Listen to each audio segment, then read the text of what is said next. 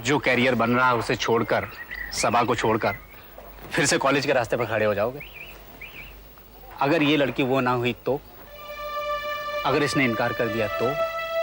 और अगर इसके दिल में मोहब्बत ना हुई तो क्या करोगे मेरे दोस्त खालिद? देखो, मुझे लगता है तुम सपनों और असलियत के बीच में उलझ गए हो। देखो, वो लड़की तो तुमसे मोहब्बत करती है ना, तो फिर शादी कर लो यार। क्या रखा है? क्या सोचते हो? कोई फायदा नहीं इन भुलाओं में पड़ने से मेरे दोस्त खालिद।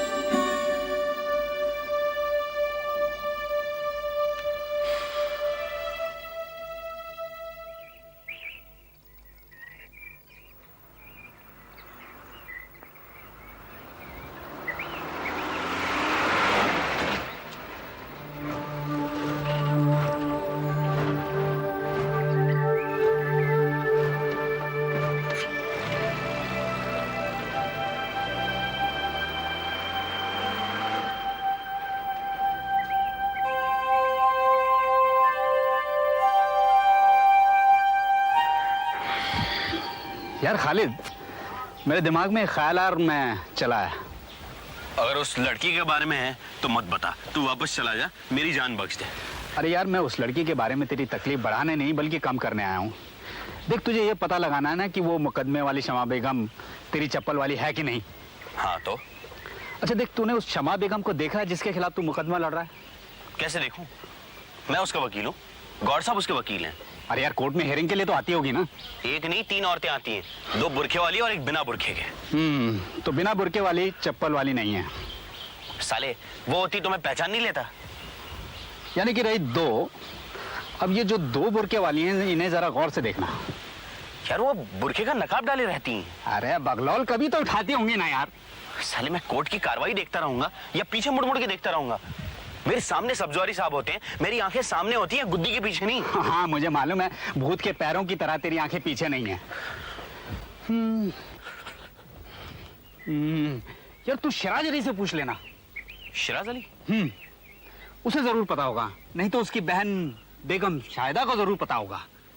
उससे पता कर लेना। कैसे? देख, अगर वो कहें कि वो खूबसूरत है और उसकी शक्ल तेरी चप्पल वाली से मिलती है, तो तू फौरन अपना स्केच उसके हाथ में पकड़ा देना जो तूने बनाया। क्या तरकीब बताइए। अगर वो चप्पल वाली नहीं हुई तो मेरी उलझन दूर, मैं धड़ल्ले से शाहिदा बेगम का मुकदमा लड़ूंगा। देख बेटे, तू तो कहता था मेरी तरकीब से तेरी उलझन बढ़ जाएगी। क्यों, उलझन कम हुई कि नहीं? बिल्कुल। कल ही शिराज अली आएगा, आते ही पूछ लूंगा उससे। यार, जरा वो स्केच तो दिखा।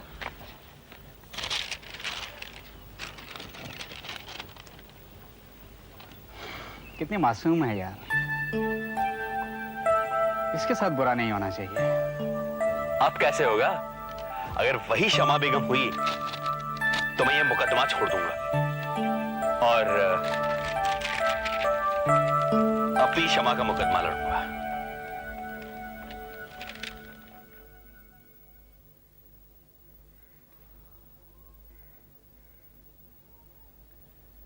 जगमोहन। जी साहब। शिराज अली, जिनका वो महल वाला केस चल रहा है, वो आए तो नहीं है? जी नहीं। अगर आए तो उन्हें रोकना नहीं, सीधे अंदर भेज देना। जी साहब। या खुदा, दूर कर दे ये उलझन। ये चप्पल वाली कौन और शमा बेगम कौन?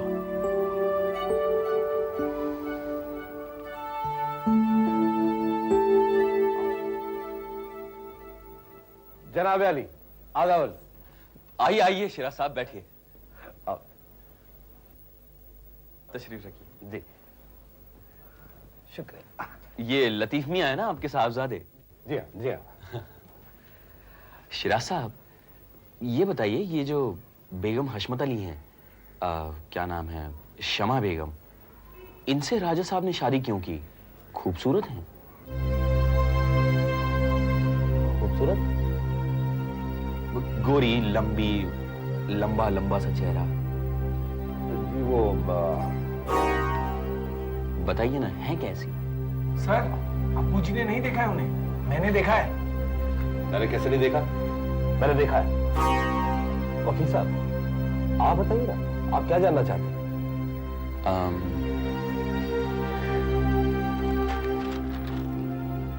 क्या शमा बेगम ऐसी हैं?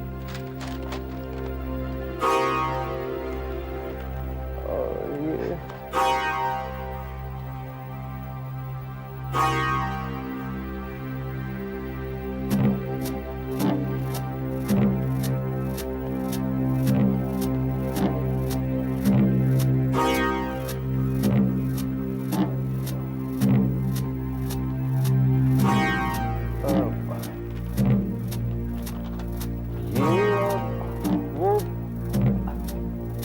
अब वकील साहब, हमें तो एक रोना इस बात का भी था कि हमारे बहनोई साहब ने शादी की भी तो कहा कि उस मुंशी की बेटी से जो बिल्कुल अपने बाप पे गई। अब बाप को तो आपने देखा ही है, काला कलूटा उस वक्त ऊट जैसा। तो आपका मतलब है ये बेगम हशमत अली नहीं है? आपको क्या शुबा हो रहा है वकील साहब? कहाँ ये तस्वीर और कहाँ वो काली कलूटी मंजिल से लड़की? वो संतवारी साहब है? हाँ, मैं अभी देखता हूँ।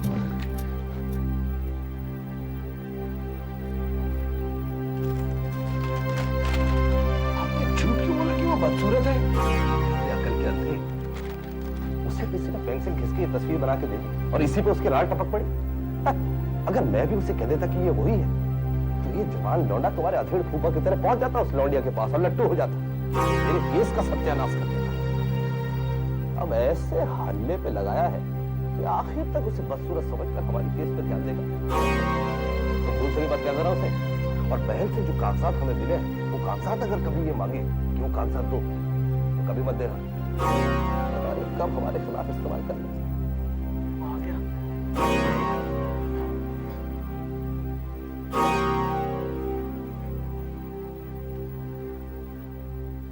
सर फ्री हो गए हैं, आप चलिए, मैं अभी आता हूँ। बहुत बहुत शुक्रिया।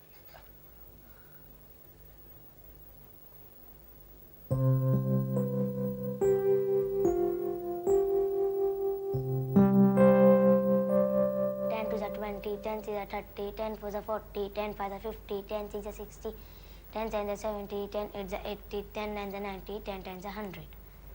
हो गया तू? हाँ. कौन है? आबिद साहब से मिलना है, जरूरी काम है। आप कौन? चित्रालय पिक्चर से आया हूँ, आबिद साहब के लिए चिट्ठी है। आइए, बैठिए। बैठिए।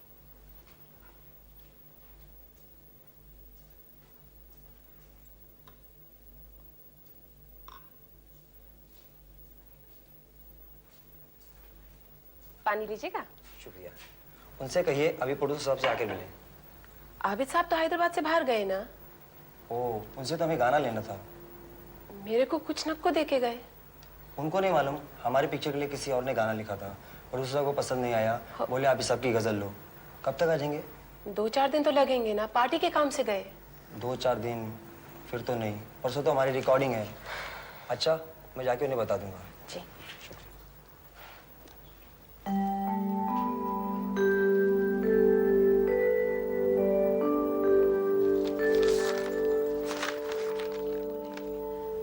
साहब, हमें आपकी नई फिल्म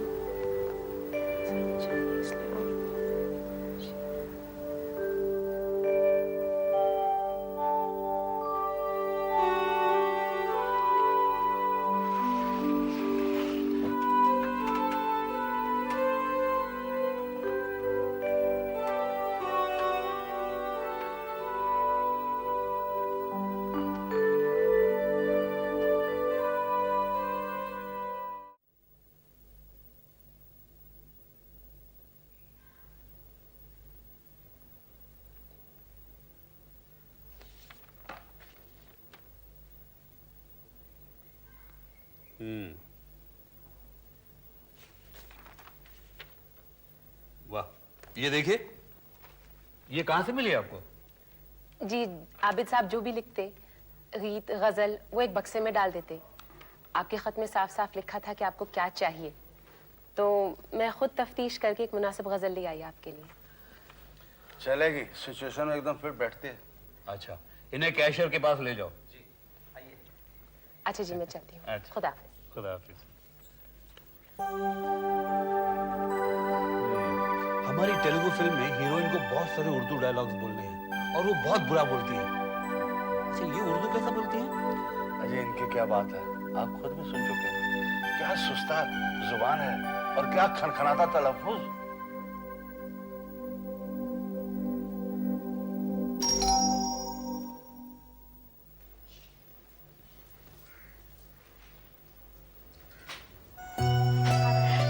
जीती रहो। ठीक तो हो? जी बिल्कुल। आइए तशरीफ रखिए। आइए आइए आइए। तशरीफ रखिए।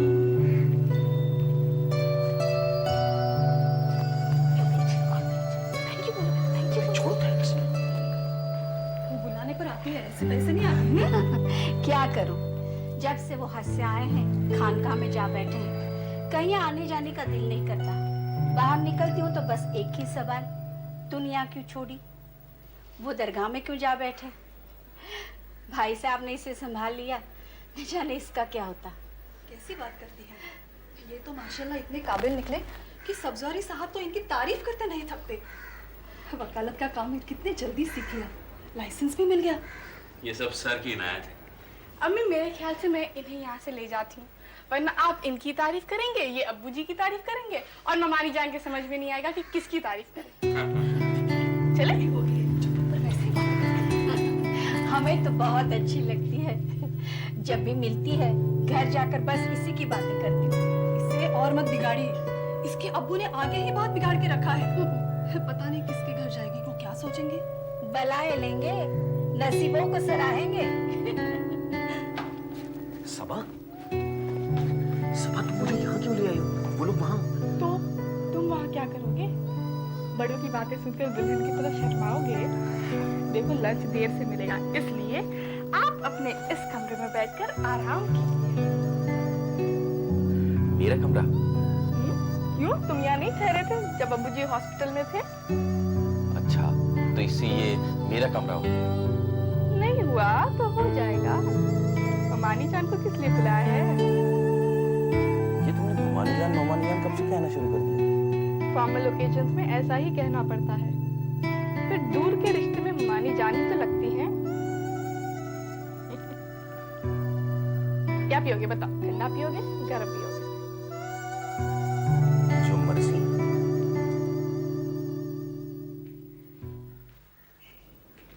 आधा वर्ष आधा। खैरियत से हैं? जी। भाई बेगम, कुछ ठंडा गरम पेश करो। क्या नोश फरमाएंगे आप? इस घर में क्या है जो हमें पसंद नहीं, पर मुंह ही नहीं खुलता। मोरनी अपने पैरों को देखे और रोए। जब से आई है इसी बात को दोहरा रही है कि खालिद के अब्बू दुनिया छोड़ चुके हैं, दरगाह जा बैठे हैं। भाई, हम लोग दिन भर कचहरी में झूठ बोलते हैं।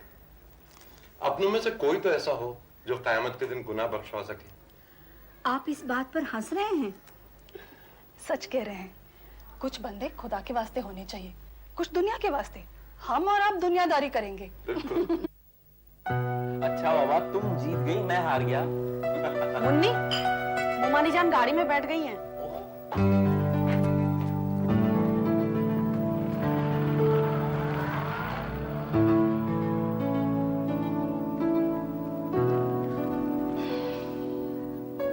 बेचारी अपने मियाँ की तरफ से इतनी मजबूर है कि पैगाम देने की हिम्मत तक नहीं जुटा पाई। इशारे में दे दिया ना, हमने इशारे में मंजूर कर लिया। ठीक है, लेकिन उस वक्त तक जायज नहीं जब तक वो अपने शौहर की इजाजत न ले।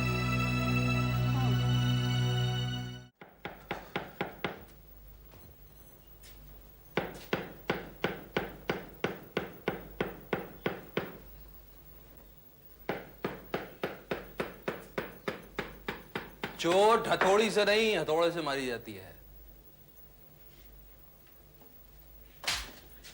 इन्हें उधर रखिए तो। अरे कब से सीख गए हैं आप कमाल पे कमाल करना?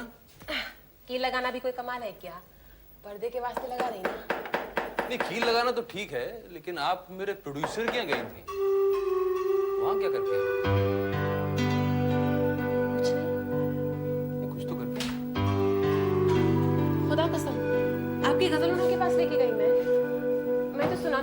चाहती थी, उन्होंने मजबूर किया।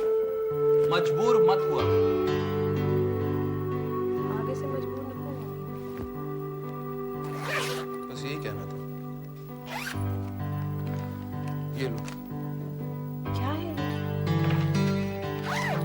मेरे को अंग्रेजी नको आती ना। सीख लो ना, आगे जरूरत पड़ेगी। या अल्लाह, नहीं जाऊंगी उना के पास अब। मेरे को अंग्रेजी नहीं होना।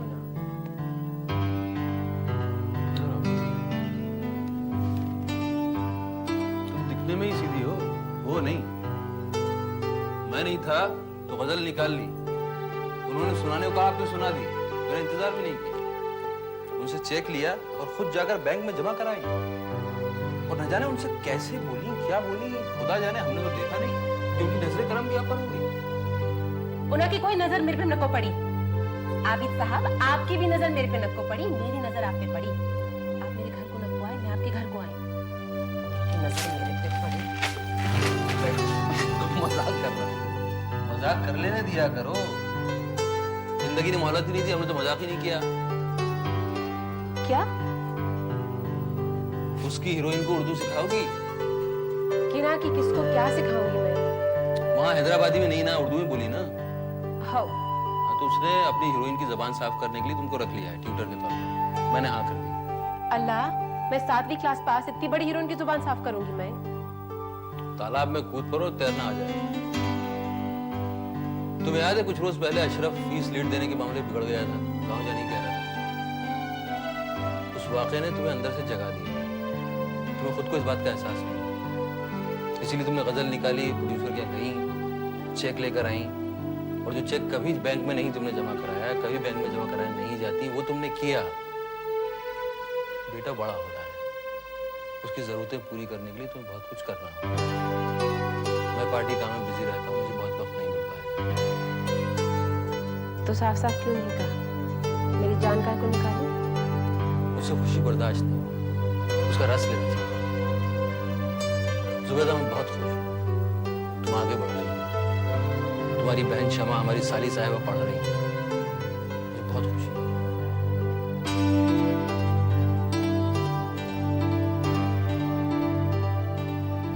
क्या हुआ आपा? आँख में कुछ गिर गया? लाइए लाइए, मैं निकाल दूं। नहीं नहीं, गिरा नहीं है, आंख फड़क रही है। बाई आँख फड़क रही है आपा। क्यों?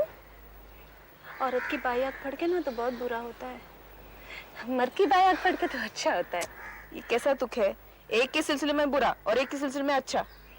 पापा, औरत और मर्द का नसीब अलग अलग होता है ना, तराजू के दो पलड़े की तरह, एक का ऊंचा तो दूसरे का नीचा। तुम्हारी शादी नहीं हुई और औरत और मर्द के भेद मुझे बता रही हो? पापा, नानिया दादिया जो बताती है वो सच होता है ना, उन्हें तजुर्बा होता है ना आपा, और तजुर्बा सच से बड़ा होता है ना आपा। जाइए, मैं निकाल दूं। आग बंद रखी।